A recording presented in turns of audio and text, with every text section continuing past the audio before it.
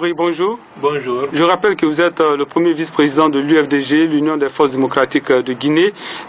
L'ex-aide de camp de Moussa Dadis Camara, Toumba Diakité, vient d'être extradé en Guinée, c'était dimanche. Quelle est votre réaction par rapport à cette extradition? Bon, ce qu'on peut souhaiter pour la sécurité de M. Toumba Diakité, que les dispositions sécuritaires soient prises de telle manière que sa vie et son intégrité physique ne puissent pas être menacées. Cela va de soi, parce que pour qu'il y ait une bonne gouvernance de la justice, il faudrait que les personnes citées n'encourent aucun risque dans les geôles pour ne pas que la justice ne soit étouffée ou désorientée par des situations que nous ne souhaitons pas. Ça, c'est le premier élément. Le deuxième élément, je pense que ce dossier du 28 septembre 2009 est très lourd et les responsabilités se situent à plusieurs niveaux. Donc, il est tout à fait normal que par rapport à l'ensemble des personnes qui sont citées, qu'il n'y ait pas deux poids, deux mesures. M. Toumba, certes, était en cavale au Sénégal, mais toutes les autres personnes citées doivent être mises à la disposition de la justice.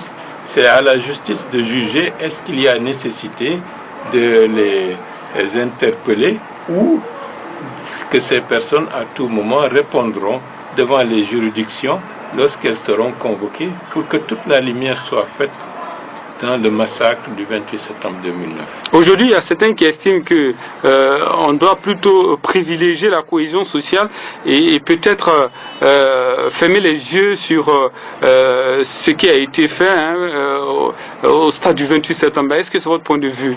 Bon, je pense qu'à un moment donné, en tant que ministre de la Réconciliation nationale, j'avais la même attitude concernant le massacre du 22 janvier 2007, alors que la communauté internationale exigeait de faire toute la lumière sur ce massacre. Nous avions privilégié à ce moment-là la justice de réparation et de compensation pour toutes les victimes.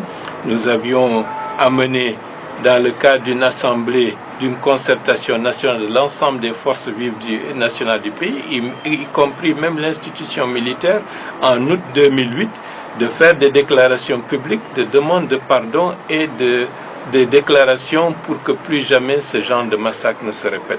On pensait que c'était suffisant. Malheureusement, du 22 janvier 2007, on est tombé au 28 septembre 2009. Donc, la leçon à tirer de cela, c'est de dire qu'il faut aller jusqu'au bout.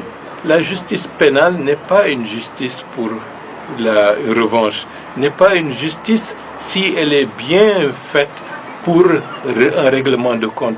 C'est pour qu'il y ait une approche pédagogique à l'ensemble de la société guinéenne, pour qu'elle se mire, qu'elle voit ses faiblesses, pour qu'elle comprenne les racines de la violence qui existe au niveau de l'État dans notre pays depuis l'indépendance, pour qu'on en finisse une fois pour toutes et que dirigeants et dirigés à chacun se rendent compte qu'il y a des choses à ne pas faire et qu'aucun officiel, aucun responsable ne peut demander à des forces de l'ordre de commettre des actes qui ne sont pas en conformité avec la Constitution, avec les principes démocratiques et les principes républicains. Il faut que de la manière pédagogique, que ça rentre dans nos esprits, dans nos cœurs, et que ça efface des cultures d'impunité qui ont fait qu'en Guinée, on peut se permettre de massacrer, de mentir, de tricher, et après on se gargarise comme quoi on est le plus malin, on est le plus fort, et les victimes restent toujours encore des victimes. Il faut qu'un procès équitable, très professionnalisé, respectueux du droit de tous, puisse nous permettre d'effacer l'état de notre société pour aller de l'avant. Monsieur Baouri, merci d'avoir répondu à nos questions. Merci.